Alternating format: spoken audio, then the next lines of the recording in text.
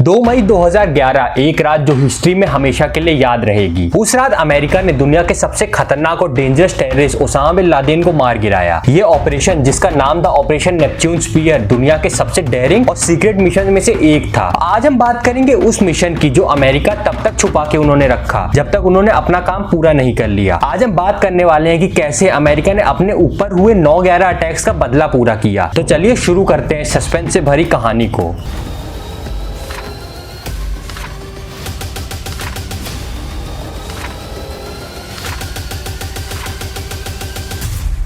Osama bin Laden वो नाम है जो 9/11 अटैक्स के बाद अमेरिका का सबसे बड़ा दुश्मन बन गया था। 11 सितंबर 2001 को ओसामा की लीडरशिप में अलकायदा ने अमेरिका पर इतना बड़ा हमला किया वो कभी भी नहीं भूल सके। वर्ल्ड ट्रेड सेंटर के ट्विन टावर्स जो न्यूयॉर्क के प्राइड थे प्लेन क्रैश से गिरा दिए गए और इस अटैक में 3000 से भी ज्यादा लोगों की जान गई। और अगर आपको इसके बारे में पूरा डिटेल वीडियो जानना है तो आप ऊपर आई बटन से इसके बारे में पूरा लॉन्ग फॉर्म वीडियो देख सकते हैं। और इन अटैक्स के बाद से अमेरिका का एक ही मिशन था, ओसामा को ढूंढकर उसे मारना और इस ग्लोबल टेरर वॉर का अंत करना। इस अटैक के बाद अमेरिका ने वॉर ऑन टेरर शुरू किया। अफगानिस्तान में तालिबान गवर्नमेंट के खिलाफ ऑपरेशन शुरू किया गया क्योंकि तालिबान ने ओसामा को शरण दे रखी थी। लेकिन ओसामा एक बहुत ही चालाक और समझदार इंसान था। उसने अपनी जगह बार बार बदली और हमेशा अमेरिका की नजरों से दूर रहा। पर CIA को बहुत ज्यादा कोई बड़ी लीड नहीं मिल पा रही थी क्योंकि ओसामा अपने स्पाई नेटवर्क का इस्तेमाल करके CIA और अमेरिका से 4 कदम हमेशा आगे चलता था। सालों तक ओसामा बिन लादेन इधर उधर छुपता फिरता रहा। आने वाले 10 सालों तक उसकी कोई भी खबर नहीं मिली और अमेरिका उसके हर हाइडिंग स्पॉट के बारे में जब भी उन्हें कुछ पता चलता, जैसे वहां पे पहुंचते तब तक वहां से आगे बढ़ चुका होता था और वो छुपने में बहुत ज्यादा माहिर हो चुका था। लेकिन 2010 में एक ऐसा ब्रेक थ्रू मिला जब CIA को एक बहुत ही ट्रस्टेड कुरियर के थ्रू ओसामा का पता चला। ये कुरियर यानी कि एक इंसान जो था वो ओसामा तक रेगुलरली पैगाम, उसके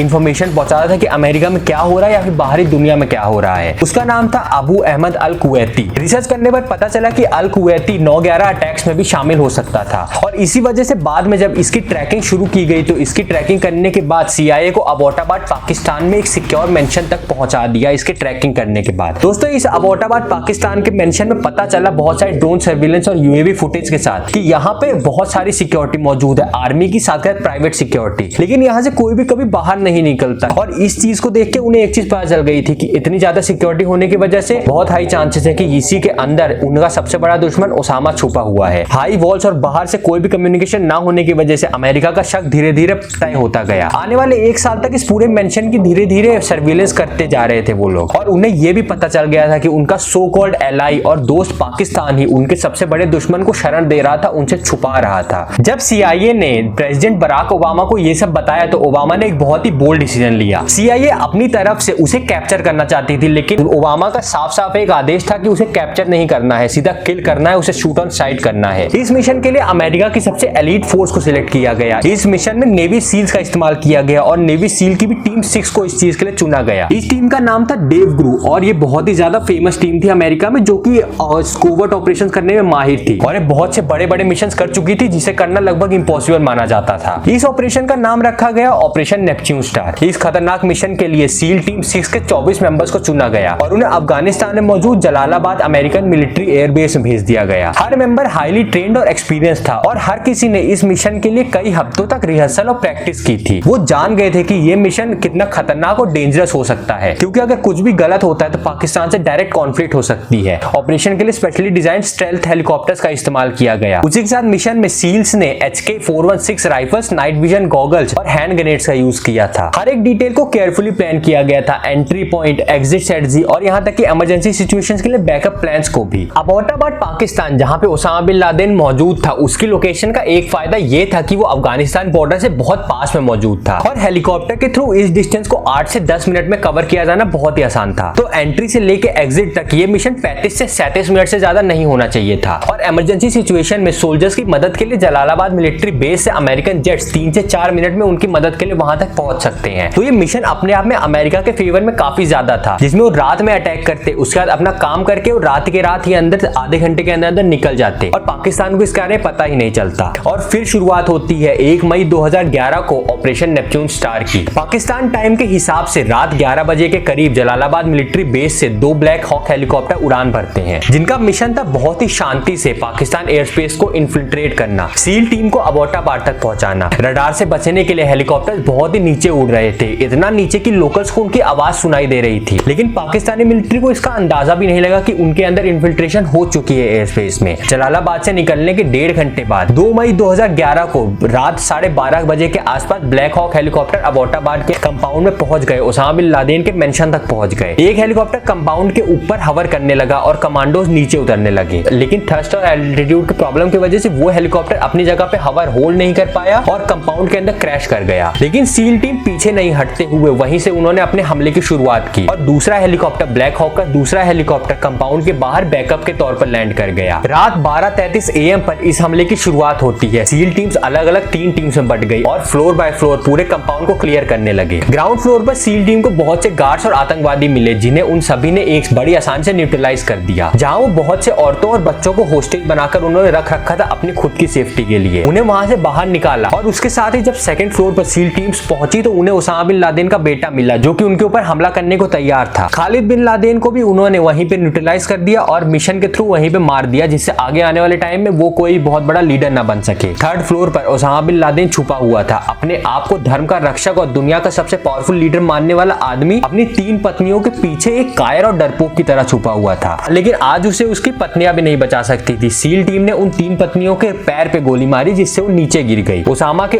खड़े होते ही उसके ऊपर 2 शॉट्स फायर किए गए। पहला शॉट सीने पर लगा और दूसरा शॉट सीधा हेड शॉट था और शॉट फायर होने के 1 सेकंड के अंदर अंदर दुनिया का सबसे खतरनाक और पागल इंसान मारा गया था। 12:33 AM पर यह मिशन शुरू किया गया था और इस मिशन के शुरू होने के 17 मिनट बाद 12:50 पर ओसामा मारा जा चुका था। ओसामा बिन लादेन को मारने के बाद सील टीम ने फेशियल रिकॉग्निशन का इस्तेमाल करके उसकी पहचान की और एक क्विक DNA सैंपल टेस्ट भी किया, जिससे एक अंदाजा लग गया कि यही ओसामा है। और सही टारगेट होने की कंफर्मेशन के बाद कंपाउंड को पूरी तरह से खत्म कर दिया गया। और उससे पहले अलकायदा के बहुत से इंपॉर्टेंट डॉक्यूमेंट्स, प्लान्स और हार्ड ड्राइव्स को सील टीम अपने साथ ले गई और सील टीम ने ओसामा की बॉडी को अपने साथ इवैक्यूएट करना शुरू कर दिया, जिसमें एक एक्स्ट्रा चिनूक हेलीकॉप्टर उनके बैकअप के लिए आ गया था। और जो पहला हेलीकॉप्टर क्रैश हो चुका था अब वो उड़ नहीं सकता था, तो उस हेलीकॉप्टर की टेक्नोलॉजी को दुश्मन के हाथ में पहुंचने से बचाने के लिए उसमें एक्सप्लोजिव लगा के उसे उड़ा दिया गया। और बैकअप चिनूक और दूसरे ब्लैक हॉक हेलीकॉप्टर के साथ सील टीम के साथ साथ ओसामा की बॉडी को इवैक्यूएट करके जलालाबाद मिलिट्री बेस पर लाया गया, जहां सुबह सुबह ओसामा की पहचान करके प्रेसिडेंट बराक ओबामा को इस मिशन की सक्सेस के बारे में बताया गया। और कुछ घंटों बाद ओबामा ने इस बारे में दुनिया को अनाउंस कर दिया कि उसकी मौत हो चुकी है। दुनिया का सबसे खतरनाक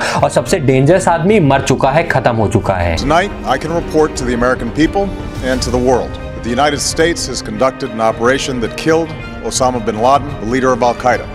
इस मिशन के बाद जब दुनिया को पता चला कि ओसामा बिन लादेन मर चुका है, तो उसके बाद सऊदी अरेबिया और अफगानिस्तान दोनों ने ही ओसामा की बॉडी को लेने से इनकार कर दिया और ओसामा की मौत के बाद उसकी कोई भी कब्र या फिर कोई मेमोरियल नहीं बनाया गया, क्योंकि आतंकवादियों के लिए वो एक मस्जिद बन जाता। और इसीलिए यूएसएस कार्ल विल्सन से प्रॉपर इस्लामिक बरियल राइट्स के बाद ओसामा की बॉडी को समुद्र में किसी अनडिस्क्लोज लोकेशन पर इजेक्ट कर दिया गया और ओसामा बिन लादेन का नाम उस बहते हुए पानी में इतिहास में भुला दिया गया। लेकिन दोस्तों, ऑपरेशन नेपच्यून स्टार एक ऐसा मिशन था जो प्रूव करता है कि प्लानिंग, ट्रेनिंग और डिटर्मिनेशन के साथ कोई इम्पॉसिबल मिशन भी पॉसिबल हो सकता है। ओसामा बिन लादेन की डेथ ने 9/11 के विक्टिम्स को क्लोजर दिया और दुनिया को यह दिखाया कि जस्टिस जरूर मिलता है, चाहे कितनी भी देर क्यों ना हो जाए। आज भी ऑपरेशन दुनिया के सबसे डेयरिंग और सक्सेसफुल मिलिट्री ऑपरेशंस में से एक माना जाता है। तो दोस्तों, यही थी कहानी ओसामा बिन लादेन के डेथ ऑपरेशन की, ऑपरेशन नेपच्यून स्टार की। तो दोस्तों, आप इस बारे में क्या सोचते हैं मुझे कमेंट करके जरूर बताना। और अगर आपको वीडियो पसंद आई हो तो वीडियो को लाइक और शेयर करें और ऐसी और भी वीडियोस देखने के लिए चैनल सब्सक्राइब करें और मिलते हैं ऐसी किसी और भी वीडियो में। तब तक के लिए जय हिंद, वंदे मातरम।